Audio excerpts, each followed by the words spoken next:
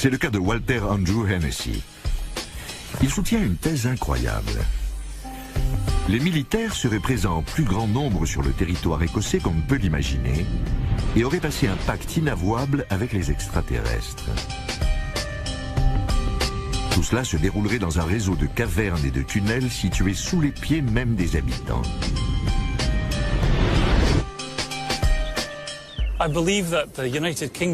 Je pense que le Royaume-Uni est l'un des endroits qui a le plus de lieux souterrains, tout particulièrement dans le centre de l'Écosse.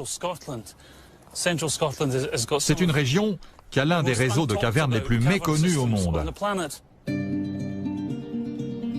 Des cavernes? Andrew Hennessy est parvenu à cette conclusion étonnante en remarquant que l'Écosse était jalonnée de pylônes, de sites interdits et de zones protégées par des barrières. N'importe qui d'autre aurait déduit qu'il s'agit de banales bases de l'OTAN. Mais pour lui, cela ne sert qu'à couvrir une activité souterraine foisonnante.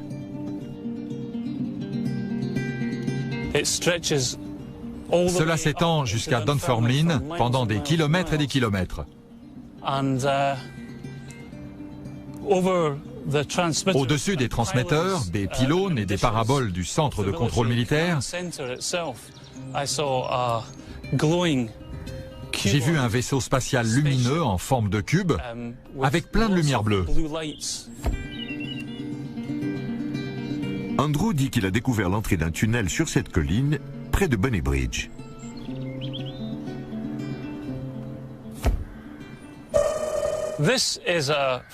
C'est la sortie de secours sur le côté sud d'un des plus grands centres de contrôle d'Europe de l'Ouest.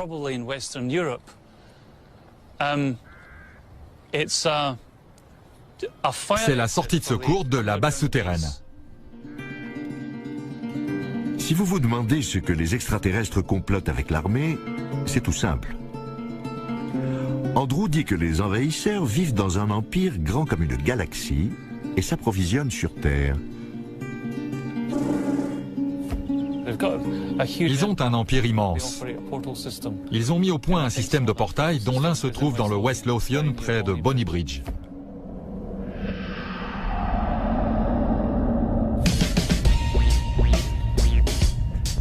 D'après lui, les extraterrestres ne parcourent pas l'espace en volant. Ils préfèrent utiliser des portails entre leur galaxie et la nôtre, qu'ils ont disséminés dans des lieux importants sur le globe. Comme par hasard, l'un d'eux se trouve près de chez lui. Certains disent qu'ils voyagent dans le temps, qu'ils traversent des portails interdimensionnels pour faire l'aller-retour avec la Terre. Cela semble assez peu plausible comme hypothèse, mais si jamais elle venait à se vérifier, cela expliquerait pourquoi les ovnis semblent revenir aux mêmes endroits. S'il y a un portail en Écosse, où est-il? Réfléchissons-y un moment en regardant la carte du triangle de Falkirk. Voici les endroits où les ovnis ont été aperçus. Ils semblent éparpillés sur une surface de 1300 km et certains points sont situés près de bases militaires. Mais il y a un autre endroit où les témoignages ont afflué, à 64 km de Bonny Bridge.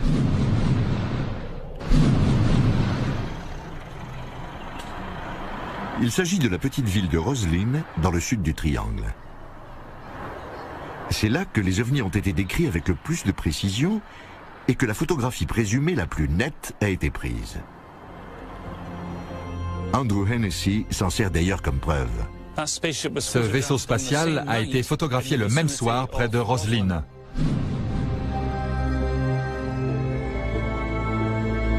À première vue, Roslyn est une petite ville anodine.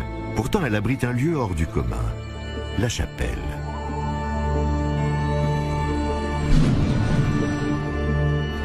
C'est l'un des endroits les plus mystérieux au monde.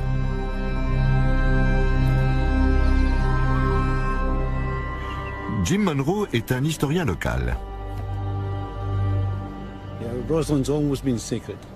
Roslyn a toujours été un lieu sacré. C'est l'un des sites les plus sacrés en Grande-Bretagne, sinon au monde. Nous avons fait des recherches qui nous ont menés en l'an 700, une époque où il y avait certainement des druides. C'est aussi l'épicentre d'une des théories du complot les plus étranges. Voilà les faits dont nous disposons. La chapelle a été bâtie en 1446 par William Sinclair. On dit qu'il faisait partie des Templiers, un ordre chrétien très riche et très puissant qui a fini par être excommunié par le pape. Quel rabat-joie! Depuis, on a murmuré que les Templiers avaient trouvé le secret de la vie éternelle. Plutôt farfelu, non? Mais pas autant que la théorie qui a conféré à Roselyne sa célébrité récente. Dans Da Vinci Code, Dan Brown écrit que c'est dans la chapelle de Roselyne que les Templiers ont enterré le Graal. Leur raison? Ils ont découvert le secret le plus inavouable du Vatican, le christianisme est une supercherie. Lynn Pecknett est une auteure qui a également écrit sur Roselyne. Le public cherche à croire en quelque chose. Da Vinci Code est un roman policier palpitant qui a attiré l'attention des lecteurs. Il leur a dit « Attention, on nous a dissimulé la vérité pendant 2000 ans sur la nature d'un phénomène primordial, le christianisme. Tout d'un coup, on découvre que tout est faux. »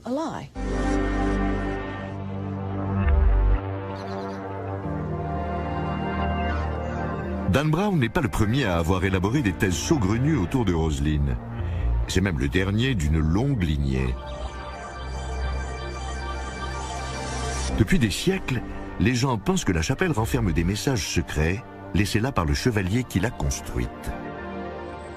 À Roselyne, tout est marqué, numéroté et au bon endroit. Rien n'est là par hasard. On peut interdire des livres ou les brûler, mais ce livre-là est en pierre. Il sera toujours là. Personne ne semble savoir ce qu'il nous dit. Il y a des millions de théories à ce sujet, presque autant que la chapelle a de visiteurs. Apparemment, Sinclair était porteur d'un message. En revanche, nul ne sait d'où il tirait ses connaissances. C'est déjà bien assez mystérieux, mais cela le devient encore plus quand on relie tout cela aux ovnis que les gens affirment avoir vus. L'ufologue écossais Ron Halliday s'est penché sur la plupart des cas. La chapelle de Roselyne a toujours été considérée comme un lieu mystique. C'est vrai qu'on a aussi souvent vu des ovnis dans la région depuis des années. Des objets triangulaires ou circulaires dans le ciel ou sur le sol. En plus, certaines personnes disent avoir vu des êtres extraterrestres.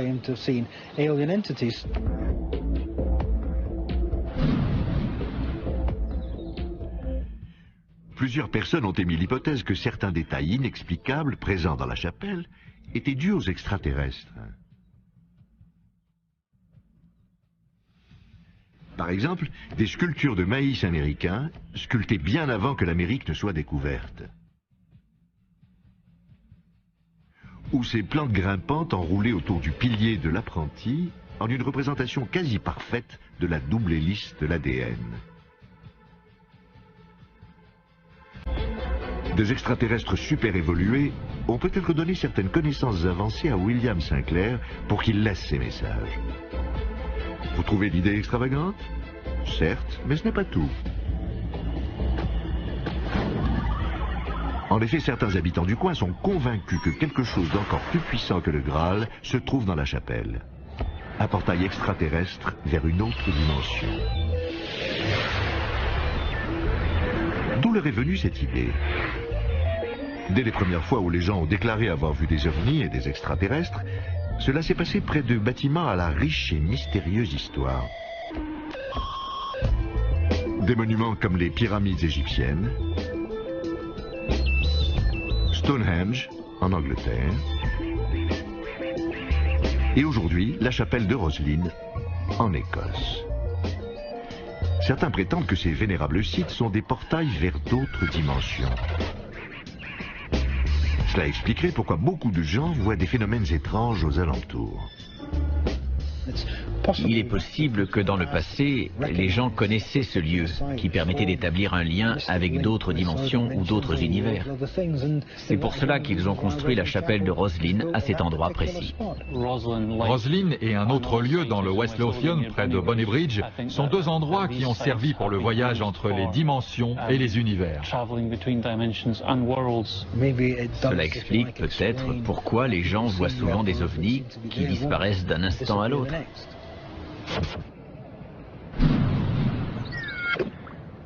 Contre toute attente, les experts auxquels nous avons demandé de trouver le portail de Roslin disent être tombés dessus. Tout à coup, je me suis senti soulevé du sol. Je pouvais sentir avec mes mains où se trouvait le portail, où il commençait et où il finissait. C'est peut-être un portail vers une autre dimension. Qui sait?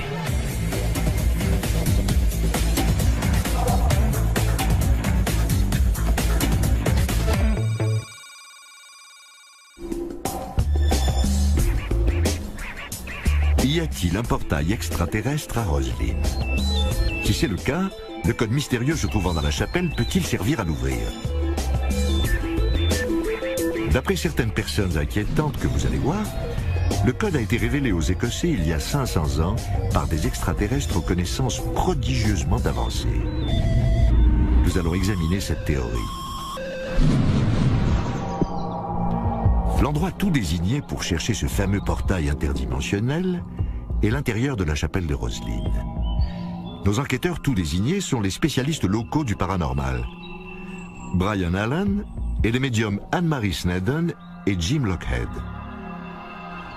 Eux-mêmes sortent un peu de la normale, il faut dire. Mais qui d'autre appelé pour localiser un portail galactique? Nous les avons laissés 3 heures à Roslin pour voir s'ils pouvaient rencontrer des phénomènes étranges. Ils ont fouillé les coins et les recoins du village et ont trouvé leur comptant de faits inquiétants.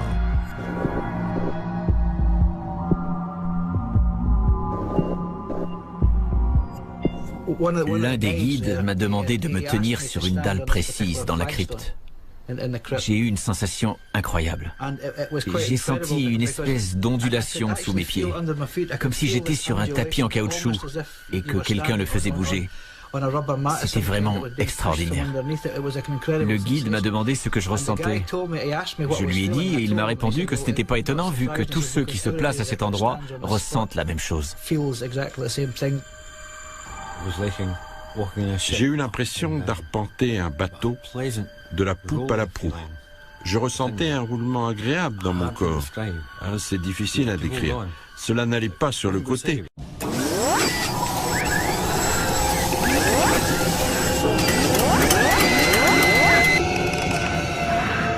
Seulement vers l'avant et verticalement. Tout d'un coup, j'ai commencé à décoller du sol. Je vous le jure. C'était comme si on me prenait par les talons et qu'on me poussait vers l'avant. Et j'ai trébuché. Brian Allen et ses amis sont tombés sur le portail, au sens propre. Je pouvais sentir avec mes mains où se trouvait le portail, où il commençait et où il finissait. C'était comme un grand tube. J'ai senti la porte sous mes doigts. Elle a bougé légèrement quand j'ai appuyé. Mais ce n'est pas tout. Non seulement ils ont détecté le portail, mais ils ont une théorie ingénieuse pour l'ouvrir. Ils disent que la réponse se trouve dans la chapelle. Je suis convaincu qu'il existe un portail dans la chapelle de Roslin. Et je suis sûr que le moyen de l'ouvrir se trouve aussi dans ce bâtiment. C'est au vu et au su de tous, mais il faut seulement pouvoir décoder les informations. Dans le plafond de l'aile sud-ouest de la chapelle se trouve une série de cubes arrangés en motifs étranges dont la signification a toujours échappé aux visiteurs. Cependant, Brian Allen dit en avoir percé le secret. C'est grâce à ces cubes que l'on peut ouvrir le portail. Je pense que la clé réside dans ces cubes. Leurs faces sont ornées de motifs parfois différents, parfois répétés, parfois uniques, qui composent une partition musicale. Je pense qu'on peut la lire en utilisant ce qu'on appelle les figures de Chladni. Les figures de Chladni désignent les célèbres expériences faites par le savant allemand Ernst Chladni. C'est l'une des premières méthodes d'observation des ondes sonores dont nous ayons la trace. Nous avons demandé au professeur d'acoustique de l'Université d'Édimbourg de nous aider à éprouver cette théorie.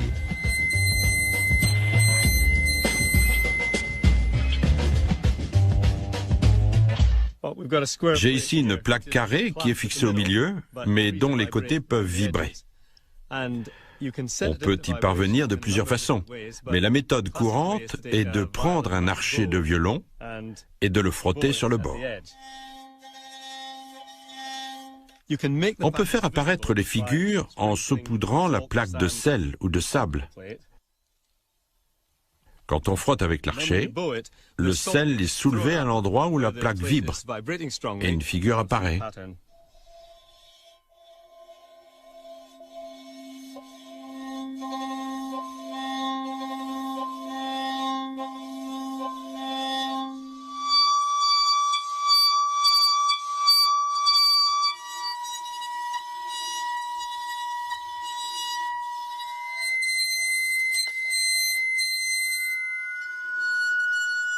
Professeur, est-il possible que Brian Allan ait raison? Les figures du plafond de la chapelle de Rosslyn sont-elles les figures d'ondes sonores comme celle-ci? C'est possible, hein? Si on joue une note précise, on peut en trouver le ton sur un piano et l'écrire. On peut recommencer avec une autre figure, la noter également et ainsi de suite.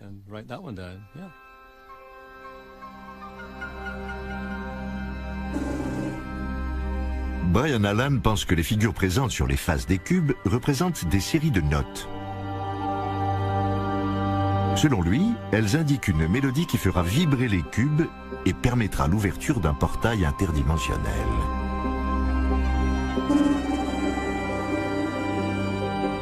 Je ne dis rien de neuf en affirmant qu'il s'agit d'une partition musicale. Je ne dis pas que j'ai découvert cela puisque c'est connu depuis des années. Le seul problème qui subsiste, c'est celui de déchiffrer cette partition.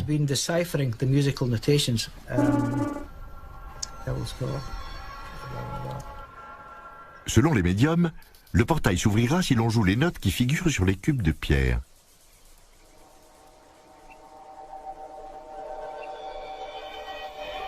Nous avons donc demandé au professeur Campbell d'essayer de reproduire les figures grâce à la méthode de Chladni.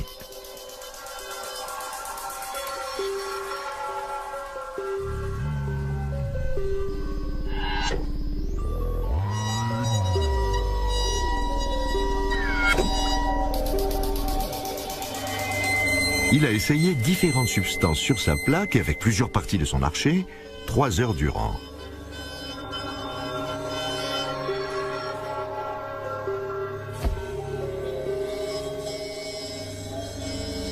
Mais cela n'a rien donné. Il a été incapable de reproduire les figures. Apparemment, les inscriptions de la chapelle n'ont rien à voir avec les figures de Chladni. Malgré cet échec, les médiums n'ont pas été déçus. Selon eux, l'ouverture du portail aurait des conséquences terribles. Il y a plusieurs portails de par le monde.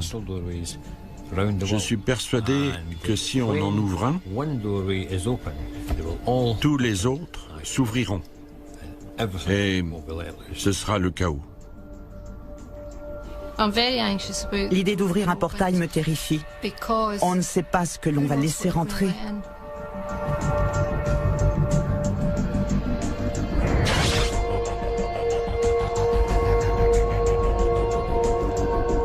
Malgré tout, il peut exister un portail ou un code. Peut-être que les extraterrestres sont les seuls à pouvoir le déchiffrer, ou peut-être qu'ils ont un système de notation musicale différent du nôtre.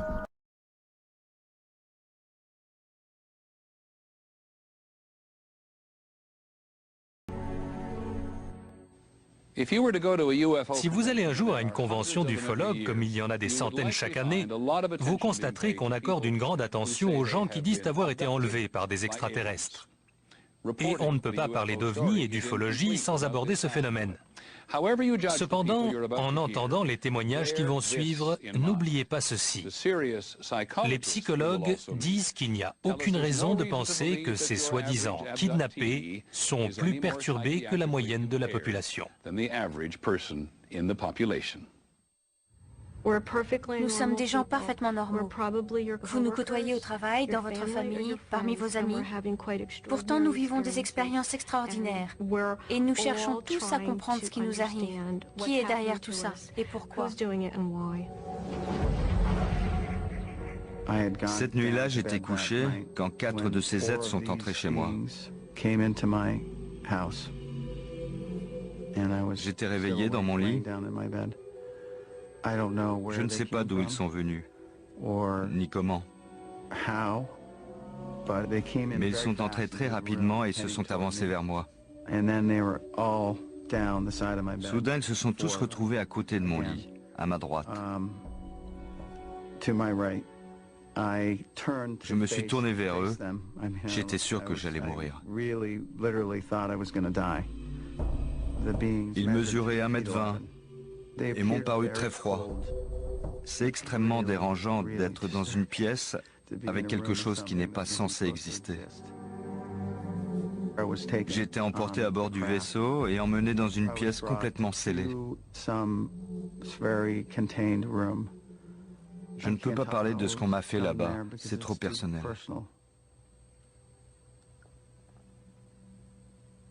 C'est incroyable. Ils sont dans ma chambre. Ils sont dans la chambre. Ils sont tous les deux à ma gauche. Deux à gauche. Ils sont de nouveau là, à ma gauche. Ils sont là. Bud Hopkins est un artiste qui a consacré les 25 dernières années à faire des recherches, convaincu que les extraterrestres sont parmi nous et qu'ils enlèvent des gens. À quoi ressemblait-il? 1,20 m, 1,35 m de haut. Il consigne les récits de gens emmenés à bord de vaisseaux spatiaux puis ramenés sur Terre avec un souvenir confus ou inexistant de cette expérience. Je suis incapable de bouger. Pourtant j'essaie. J'ai travaillé avec des centaines et des centaines de kidnappés. Et il ne fait aucun doute que ça dure depuis des années. Peut-être pas aussi fréquemment que ces derniers temps. Mais avant, on ne savait à qui raconter cela. La majorité des gens ont l'impression que ça n'a pas pu leur arriver. C'est Bud Hopkins qui a convaincu une grande partie de la communauté des ufologues que l'abduction est un phénomène réel. Je conserve les dessins de ce dont les gens se souviennent à l'intérieur du vaisseau, en particulier le visage des extraterrestres. Je fais ça depuis de nombreuses années, depuis 1975. La caractéristique principale est le crâne énorme, alors que la bouche est presque inexistante, une fente minuscule. Bud Hopkins a été le premier. Il a publié des ouvrages et des articles dans des magazines, a donné des conférences, puis les autres ont suivi. Aujourd'hui, l'abduction est un thème récurrent au cinéma et à la télévision. D'après un sondage effectué en 2002, un Américain sur 5 est convaincu que le phénomène est réel. Quant aux kidnappés, ils sont profondément traumatisés par le souvenir de ce qu'ils ont vécu. La plupart des abductions que j'ai subies ont eu lieu dans mon lit en pleine nuit. Mais ça n'est pas vrai dans la majorité des cas. La plupart des abductions que j'ai subies ont eu lieu dans mon lit en pleine nuit. Mais ça n'est pas vrai dans la majorité des cas.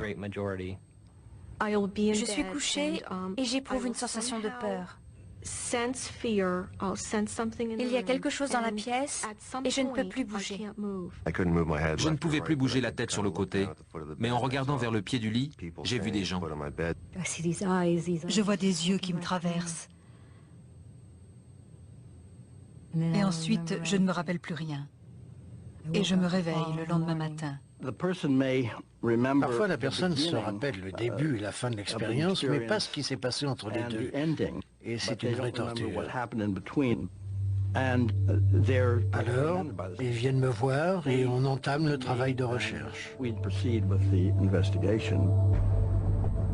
Le plus souvent, Bud Hopkins a recours à l'hypnose, une façon pour lui de mettre la personne en relation avec les souvenirs qu'elle aurait refoulés.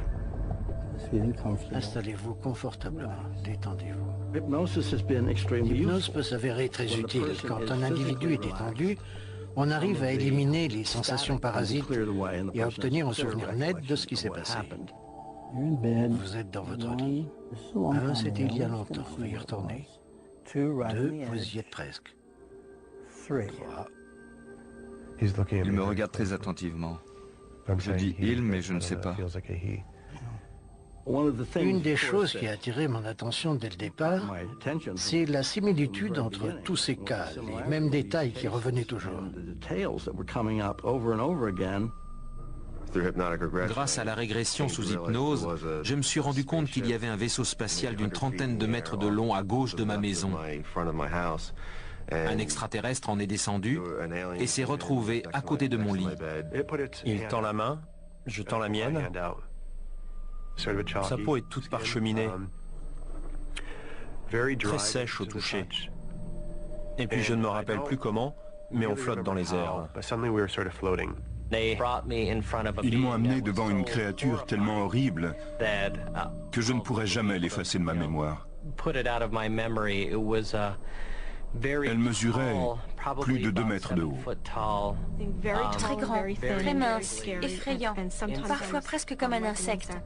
Ça me terrifie. Je me retrouve dans une pièce, allongée sur un brancard, et cette créature, je ne sais pas comment le dire, elle m'écarte les jambes.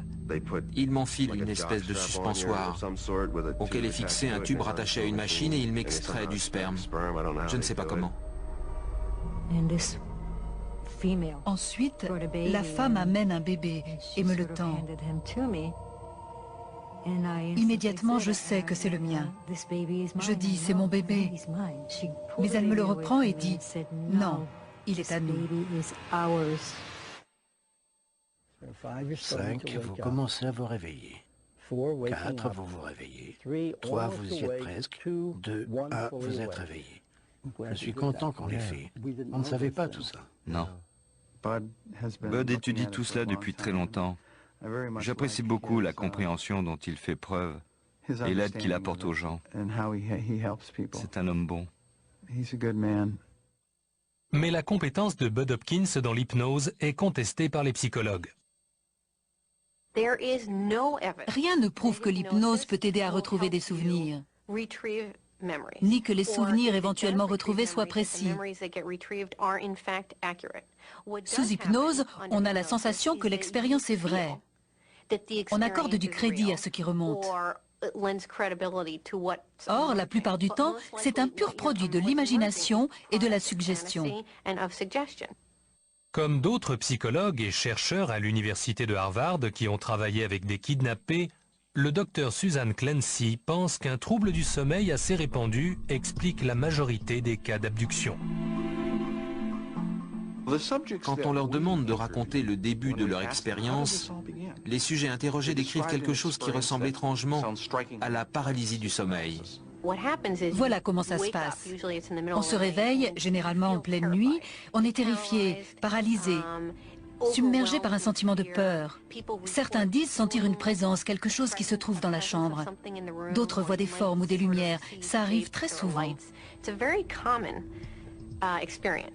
Au cours d'un épisode de ce genre, la personne sort d'une phase de mouvement oculaire rapide ou de sommeil paradoxal, qui correspond aux périodes de rêve.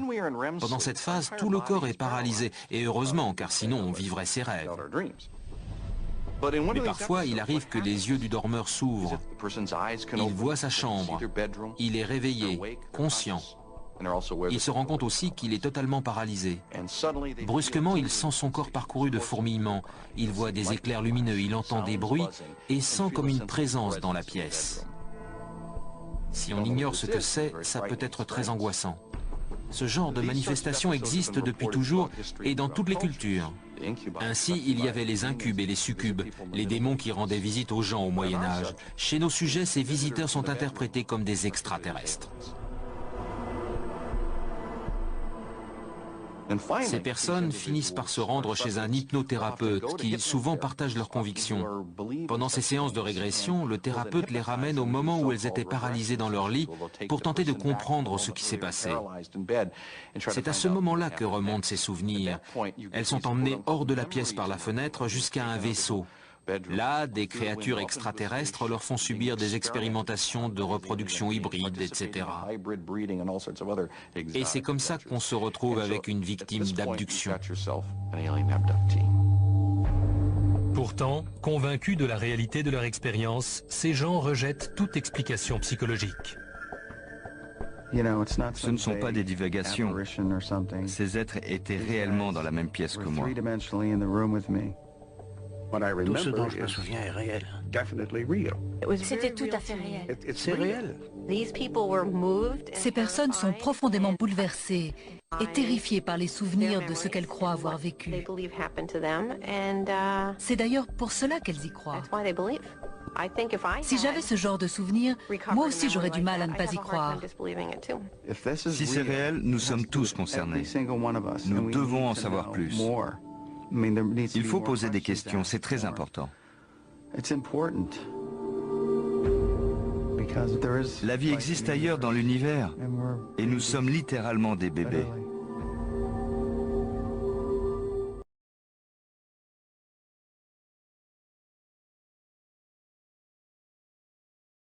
Toutefois, dans une interview exclusive pour Secrets et Mystères du Monde, cet homme, David Adair, un expert de renom mondial dans le domaine des technologies de l'espace, a accepté de faire des déclarations publiques sur sa propre expérience dans la zone 51.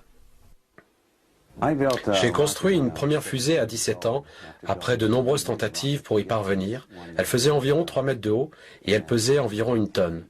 La conception du réacteur était en quelque sorte unique. Il s'agissait d'un réacteur EMFC, soit un réacteur basé sur le principe du confinement de la fusion électromagnétique. On a eu le soutien de tout le monde. Avec l'aide du Congrès et celle de l'armée, une fois l'engin prêt, on l'a transporté à la base aérienne de Wright-Patterson et puis jusqu'à White Sands, au Nouveau-Mexique. Le 20 juin 1971, on a procédé au lancement. La fusée était extrêmement rapide. Elle a décollé de l'endroit prévu et Arthur Rudolph m'a transmis les coordonnées par radio pour la faire atterrir à Groom Lake, au Nevada. La fusée a atterri grâce au parachute qui était attaché et nous avons pris l'avion de White Sands à Groom Lake. À notre arrivée, on a pu constater 2 pistes d'envol de plus de 3000 mètres chacune, ce qui est une base aérienne importante. Une fois au sol, quand nous sommes arrivés au hangar central, nous nous sommes arrêtés et tout à coup, le sol tout entier s'est affaissé sous nos pieds.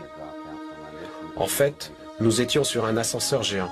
On est descendu à environ 60 mètres sous terre et lorsque nous sommes enfin sortis, on a vu qu'on se trouvait dans une installation gigantesque, surmontée d'une sorte de toit en cascade comme un arc-en-ciel.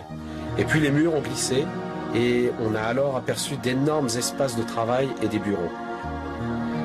On est passé à côté d'une rangée d'ateliers et dans un couloir d'accès de marchandises, là, on s'est arrêté devant un hangar sur notre gauche. Et ils sont descendus. Puis cet homme a ouvert des portes coulissantes. Nous sommes entrés dans cette pièce avec des lumières partout et c'était frappant car il n'y avait aucune ombre. Un peu comme dans un atelier de peinture. Et il y avait quelque chose sur une énorme table qui était recouvert. Ils ont appuyé sur un bouton et des câbles ont soulevé l'énorme couverture. Quelle surprise, c'était un réacteur EMFC, mais celui-ci avait la taille d'un autobus. Mon réacteur et celui-ci fonctionnaient selon les mêmes principes, mais le mien, c'était l'équivalent d'une 2 chevaux, alors que celui-ci, c'était une Ferrari. C'était incroyablement sophistiqué. Il était clair que ce réacteur n'aurait pas pu être fabriqué à notre niveau d'avancement technologique. Cet engin était énorme, et pourtant, il n'y avait pas le moindre câble, pas de vis, pas de rivet, aucun boulon, aucune soudure, aucun raccord, rien. Comme si l'engin entier était fait d'une seule pièce. Quand on touchait le réacteur, C'était encore plus étonnant. Où que vous le touchiez, votre peau créait des tourbillons, fort jolis, qui partaient de l'endroit du contact et traversaient la coque de métal. L'onde se propageait sur 2 mètres de rayon dans toutes les directions. C'était vraiment intéressant, c'était sensible au toucher. C'était trop pour moi. Ce réacteur ne pouvait pas leur appartenir. C'était impossible, en raison de sa conception. Nous n'avions pas la technologie requise, ni à cette époque, ni même aujourd'hui. Alors je me suis énervé, et eux aussi. Ils m'ont ordonné de redescendre. Je commence à descendre, mais cette fois, lorsque je touche la paroi du réacteur, les tourbillons bleus et blancs deviennent rouges flamboyants. Ils sont orange et rouge traversant la coque. J'étais si surpris de voir que je m'arrête. Et à mesure que je retrouve mon calme, les couleurs retournent au bleu et au blanc. Et c'est là que j'ai réalisé que ce réacteur était vivant. Il ne réagit pas aux radiations thermiques, mais plutôt aux ondes. Il s'agit en fait d'un réacteur symbiotique. Autrement dit, il est capable de communiquer avec les occupants de l'aéronef. Ils avaient des engins volants ressemblant à des soucoupes qui se sont écrasés au sol. Ils ne comprenaient pas ce qui les faisait fonctionner. Ils se servent en fait d'êtres humains par la voie de la télépathie. Un peu comme dans le cas du projet de Remote Viewing. Ils peuvent, en connexion avec la zone 51, déterminer comment ces appareils étaient commandés par la pensée. Si vous doutez, je vais vous parler de développement récent. À l'université de Princeton, au laboratoire de recherche Pear Labs, le professeur Robert Jahn travaille en ce moment même sur le nouvel avion de combat X-29 et plus particulièrement sur un module de transmission par lequel le pilote, dans son casque, est connecté au cerveau-commande de l'avion au moyen d'électrodes reliées à son crâne, et ce sont ses pensées qui font réagir l'avion. Une véritable relation symbiotique entre le pilote et l'avion. C'est quand je suis redescendu du réacteur et que je l'ai regardé que je me suis vraiment rendu compte qu'il était d'origine extraterrestre. Cette conception n'avait rien à voir avec notre technologie. J'ai compris que cet engin était en fait la preuve que tout le monde cherche, et ça m'enrageait qu'il cache cette information du public, car ils n'ont aucun droit de faire ça. Cet épisode s'est terminé lorsque David fut écroué jusqu'à l'arrivée du général Curtis LeMay, à l'époque commandant de la division stratégique de l'armée de l'air, qui l'a escorté jusque chez lui. Oui, LeMay est revenu me chercher. Il m'a fait comprendre qu'il n'en avait pas terminé avec moi. Il m'a assuré qu'il me couvrirait, mais qu'il reviendrait dans ma vie tôt ou tard. Et le général avait raison. À peine s'était-il diplômé, David Adair reçut sa convocation au service militaire pour 8 années au service de la marine de guerre des États-Unis. Mais le jeune spécialiste en fusée reste parmi les seuls à avoir vu et touché ce qu'il considère encore comme étant un réacteur symbiotique, voire même biologique, d'origine extraterrestre. Et si les mystérieux engins volants vus dans le ciel de la zone 51 n'avaient pas été récupérés à la suite d'accidents d'OVNI, notre gouvernement aurait-il pu collaborer en secret avec une autre civilisation? Existe-t-il des relations d'amitié entre nous et des êtres venus d'un autre système? Juste au cas où vous auriez encore des doutes, si la base secrète, la plus connue des États-Unis, reste au-dessus de la loi et bien impliquée dans des projets secrets, une résolution présidentielle datée du 25 septembre 1998 devrait suffire à rassurer tout le monde. Dans ce document, le président Clinton exemptait les forces de l'armée de l'air, opérant à proximité, de toutes les législations portant sur les déchets dangereux ou solides, tant à l'échelon fédéral, de l'État qu'interétatique, et qui supposerait la divulgation de renseignements classés secrets et dont la divulgation serait préjudiciable à la sécurité nationale. Mais de qui doit-on protéger la nation? Personne ne met en cause les déclarations de Robert Lazar sur son travail sur un modèle grandeur nature de ce vaisseau extraterrestre. Il s'agit de l'information la plus importante des 100 dernières années. Et d'après David Adair, un réacteur encore plus grand et avec des proportions et une puissance énorme serait également entre les mains du gouvernement des États-Unis depuis plus de 30 ans. Mais que peut-on déduire de la description d'une technologie d'origine extraterrestre? Comment est-elle arrivée aux mains des hommes? D'après Robert Lazar, il aurait eu accès à des renseignements qui pourraient constituer une preuve irréfutable de l'existence de vie intelligente sur d'autres planètes. Dans l'interview filmée de Lazar, il affirme qu'on lui a montré des documents officiels lorsqu'il se trouvait dans la base top secret S4, disant noir sur blanc que les êtres qui nous ont transmis les secrets sur la soucoupe volante provenaient du système stellaire Zeta Reticuli, situé à quelques 35 années-lumière de la Terre. Ces êtres feraient entre 1 mètre et 1,50 m et pèseraient entre 12 et 25 kg. Une peau grisâtre et un grand crâne avec des yeux panoramiques en forme d'amande. Ils seraient en mission sur la Terre depuis longtemps et ont présenté des photographies qui dateraient d'il y a plus de 10 000 ans. Des échanges de matériel et d'informations ont eu lieu dans le Nevada jusqu'en 1979, lorsqu'un conflit mit fin au programme de façon soudaine. Rares sont ceux qui ont fait le lien à l'époque, mais l'identification faite par Lazar du système Zeta Reticuli vient appuyer un récit fascinant, raconté il y a 20 ans par Betty Hill, l'une des premières à avoir été enlevée par un ovni. Lorsque Betty était à bord du vaisseau, elle a eu la présence d'esprit de jeter un bon coup d'œil et de poser des questions. Et elle a vu afficher ce qui ressemblait à une carte de la galaxie. Elle a demandé au présumé leader du groupe ce que cela représentait. Et il a répondu, « Bien, voyez, ceci représente notre secteur de l'univers. » Et ça, Betty s'en souvient clairement. Il semblerait que cela soit gravé dans son subconscient, ce qui lui a par la suite permis de retracer un schéma de ce qu'elle avait vu sur la carte dans le vaisseau. Personne ne savait ce que cela représentait, excepté une jeune astronome très brillante, Marjorie Fish. Elle l'a regardé et elle a dit « Je pense que je peux déchiffrer quelque chose. » Et, au bout de 6 années de recherche, Marjorie a reconstitué ce qu'elle pensait être la carte dont Betty avait le souvenir. Se trouvaient ici plusieurs systèmes stellaires qui n'ont été découverts que vers la fin des années 60. Les découvertes ultérieures ont alors rendu la carte interprétée par Fish valable. Le système stellaire, d'où le commandant du vaisseau a dit à Betty qu'il provenait, est appelé Zeta Reticuli.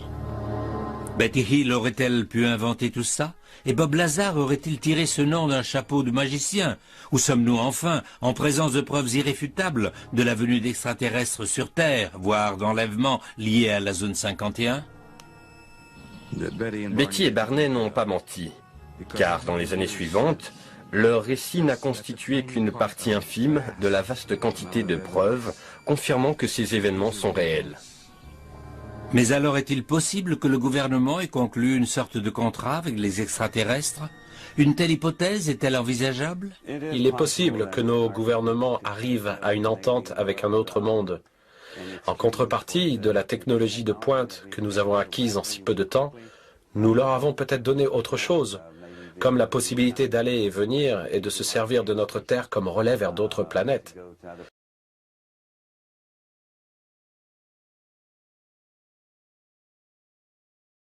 À la fin de l'été de cette année-là, la télévision, la radio et les journaux de l'Amérique ont envahi la place pour couvrir un fait divers étonnant. Probablement le plus étrange et le plus incroyable de cette décennie. À l'époque, les médias américains n'avaient d'intérêt que pour l'espace et les objets volants non identifiés. Au cœur de cette controverse, un couple de fermiers, Elmer Sutton et son épouse Vera. Mon père, Elmer Lucky Sutton, il avait hérité de ce surnom de Lucky parce qu'il était chanceux. Il a vécu beaucoup d'adversités dans sa vie. Il a quitté la maison durant le carnaval à l'âge de 14 ans. À l'époque, la femme de son père, Vera, était un peu plus âgée que lui. Mais ils avaient du plaisir ensemble, de vrais adolescents. Ils avaient monté un spectacle tous les deux, où mon père lançait des couteaux dans sa direction. Accrochés à une planche, les couteaux venaient se planter tout autour d'elle. De quoi donner la chair de poule. Pourquoi ils faisaient ça, je n'en sais rien, mais ils l'ont fait. Ils étaient comme ça.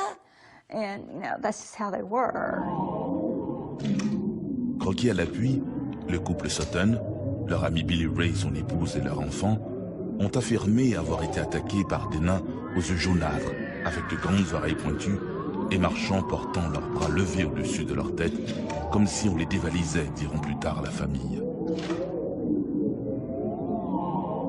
La presse à sensation titra « extraterrestre venu de l'espace.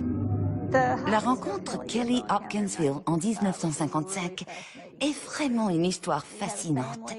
La maison était pleine. Nous formions une famille de 14 personnes. Il y avait mon père, ma grand-mère, mes oncles. Nous étions 14 dans la maison ce soir-là. Le 21 août 1955, vers 19h, Billy Ray Taylor sort chercher de l'eau pure. Levant les yeux, il aperçoit une lumière étrange qui tombe dans un ravin. Étonné, il se précipite à la ferme des Sutton pour raconter son histoire. Il ne savait pas ce que c'était. Il est rentré dans la maison et a raconté ça à tout le monde. Je croyais qu'il essayait de nous faire une blague, parce qu'il était assez habile à ce jeu. Désintéressé, Elmer jette un œil à la fenêtre. Mais il insistait, il ne lâchait pas.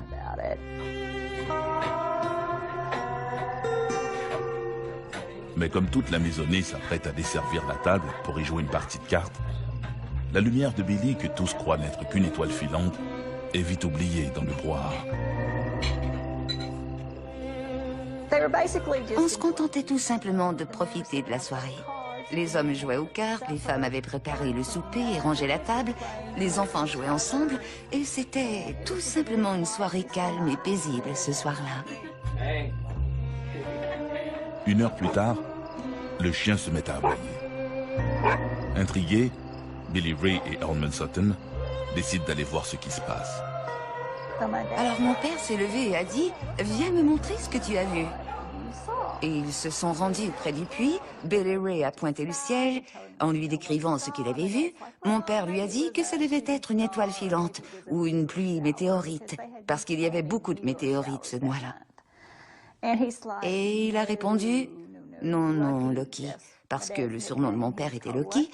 « Non, Loki, ce n'était ni l'un ni l'autre. C'est quelque chose que je n'ai jamais vu. » Alors ils sont revenus vers la maison et comme ils allaient rentrer, ils ont aperçu quelque chose qui sortait du bois. Quelque chose qui mesurait environ 1 mètre, 1 mètre et demi. Ils se sont précipités dans la maison et ont annoncé à tout le monde « Il y a quelque chose, mais on ne peut pas expliquer ce que c'est. » C'est là que ma grand-mère s'est dit que pendant qu'ils étaient dehors, les 2 gars avaient échafaudé toute cette histoire pour faire peur aux filles. Alors on leur a dit d'arrêter parce qu'ils faisaient peur aux enfants. Il y avait plusieurs enfants dans la maison et mon père a répondu « Non maman, il y a vraiment quelque chose, je suis honnête. » Ma grand-mère a compris qu'ils étaient vraiment sérieux quand mon oncle et mon père ont attrapé le fusil et la carabine et se sont dirigés vers la porte pour faire le guet. Pas longtemps après, ils sont sortis et les coups de feu ont commencé. Un vrai western. Sur le porche, Elmer tire sur un lutin qui bondit du toit de la galerie pour s'enfuir dans la cour. Le bruit de l'impact des balles leur donne l'impression qu'ils tirent sur des seaux en métal vide. Alors ils ont commencé à avoir vraiment peur, parce que peu importe ce que c'était, ça ne partait pas. La carabine et les fusils ne leur faisaient absolument rien. À chaque fois qu'ils en tiraient un, ils tombaient, ils roulaient et ils revenaient. Ils n'arrivaient à rien. S'engage alors une bataille digne des meilleurs westerns d'Hollywood. Il y a des créatures partout. Ils les tiraient dans les arbres, sur la clôture, dans les fenêtres, sur les corniches, dans les portes, parce qu'ils étaient partout. Cette chasse aux monstres va durer des heures. Barricadés dans leur maison, les Sutton continuent de canarder ces gnomes qui se baladent main en l'air comme si de rien n'était tout autour de leur ferme. Tout ce que mon père disait, c'est qu'il fallait arrêter de tirer et attendre de voir ce qui allait se passer. Alors nous sommes restés calmes et nous les avons entendus marcher sur le toit. La famille était terrifiée. Tout le monde avait l'impression d'être la cible d'une attaque très sérieuse. Ils ne savaient plus que faire. Durant plus de 3 heures, ils allaient sortir la tête, apercevoir une créature et rentrer à l'intérieur. Finalement, ne pouvant plus supporter la situation plus longtemps, ils ont profité d'une accalmie pour se précipiter vers une voiture dans laquelle ils se sont tous entassés pour se rendre au poste de police à quelques milles de là, à Hopkinsville. Ils n'ont pas regardé derrière. Ils ont foncé droit devant. À Hopkinsville, il y avait un officier en service. Nous avons tous couru à l'intérieur et le shérif a levé la tête en demandant que se passe-t-il. Et comme tout le monde parlait en même temps, il a compris, c'est de l'hystérie. À prime abord, ce que comprend le shérif Greenwell, c'est que ces fermiers ont été envahis par une nuée d'insectes géants. Aucun des adultes ne semble ivre, mais tous semblent vraiment paniqués. Selon leur description, ces êtres ressemblent à des lutins. Ils ont expliqué à l'officier de police ce qui leur était arrivé. Et l'officier a constaté qu'ils tremblaient tous, qu'ils étaient vraiment très secoués. Ils ne semblaient pas mentir et avaient l'air vraiment terrifiés par ce qu'ils avaient vu. Le shérif ne savait pas quoi penser. Tout ce qu'il a trouvé à faire, c'est d'appeler le chef de police. Alors, il l'a appelé, lui a raconté ce qui se passait et lui a dit « Appelle Medicineville, appelle Evansville, appelle Fort Campbell, appelle tous ceux que tu peux rejoindre qui pourraient nous aider là-bas. » C'est ce qu'il a fait, il a dit « Je vais vous rejoindre. » Tout le monde retourne à la ferme des Sutton. Le temps qu'il arrive, tout le monde était déjà là. Les journalistes, la radio, tout le monde était là. Les gens de Fort Campbell, qui est une base militaire voisine de Hopkinsville, ils étaient là. Tout le monde en avait entendu parler. C'était tellement rapide. Tout le monde est arrivé. Ils ont fouillé la place. Ils n'ont pu trouver quoi que ce soit. Bien sûr, il y avait des traces de ce qui s'était passé. Il y avait des douilles de projectiles de carabines et de fusils, partout dans la maison et sur le sol. Il était évident qu'il y avait eu une fusillade. Mais pas de cadavre, pas de sang, rien ne pouvant démontrer que quelque chose avait été touché. Alors ils se sont dit, il n'y a rien ici, retournons chez nous. Tout le monde est reparti, mon père, ma grand-mère et tout le monde a essayé de se calmer et de dormir. Tout le monde était épuisé, mentalement et physiquement. Les enfants étaient terrorisés. Et tout a recommencé. Ils sont revenus. Au beau milieu de la nuit, Glennie Langford, la mère de Loki, en surprend un à sa fenêtre. La nuit de cette rencontre, mon père, qui était, si on peut dire, l'homme de la maison, puisque ma grand-mère était veuve, a pris les choses en main cette nuit-là. Il aboyait des ordres comme « cache les enfants »,« amener les femmes et les enfants dans la chambre arrière »,« charger les fusils ». Tout ce qu'il y avait à faire, c'est lui qui lançait les ordres. Et il était comme ça. Et cette bataille à coups de fusil a duré toute la nuit. Le lendemain de ces événements, les Sutton sont interviewés par Bud Ledwith, un annonceur de la radio WAP d'Hopkinsville. Ils racontent en détail leur terrifiante rencontre et fournissent en dessin des mystérieuses créatures. Dans les jours qui suivent, cette histoire de fermiers aux prises avec des créatures d'un autre monde est relayée d'un bout à l'autre du pays. Les Sutton se retrouvent au centre d'un cirque médiatique. Leur histoire est colportée, travestie et transformée. Certains reporters, avides de sensations fortes, iront même jusqu'à parler de petits hommes verts lumineux avec des yeux de rayons laser. Qu'est-ce que c'était? On ne le sait pas. Des extraterrestres? Probablement. C'est là-dessus que le consensus est fait. Et c'est ainsi que nous avons la légende de Kelly Hopkinsville. Même si dans le récit des Sutton, il n'a jamais été question d'extraterrestres, avec les années, l'aventure de la famille Sutton est devenue un classique dans l'histoire des ovnis, inspirant même Hollywood. L'affaire n'a jamais été expliquée. Je crois que la raison pour laquelle un tel cas peut être considéré comme un canular, c'est qu'il est tellement bizarre, tellement inusité. Qu'est-ce que ça pourrait être d'autre? Une telle chose ne peut pas vraiment exister. C'est pourquoi certains ont suggéré qu'ils avaient inventé cette histoire en famille. Et c'est un fait qu'au fil des années, ils se sont toujours tenus. Aucun n'a dit « Je pourrais vous dire un secret à propos de ma famille, mais je ne vais pas vous le dire maintenant. » Non, rien de tel. Ils s'en sont tenus à leur histoire. Ils se sont tenus les uns les autres. Et à ce jour, on ne sait toujours pas avec certitude ce qui s'est réellement passé à Kelly Hopkinsville. Le mot monstre vient du latin monstrum, qui signifie montrer pour désigner des êtres difformes que l'on paradait comme des bêtes de cirque. Il y a vraiment quelque chose de révélant dans les monstres. Ils nous font peur parce qu'ils sont différents. Ils nous montrent à quel point notre univers peut être imprévisible. Et que ce que nous jugeons difforme ne l'est peut-être pas.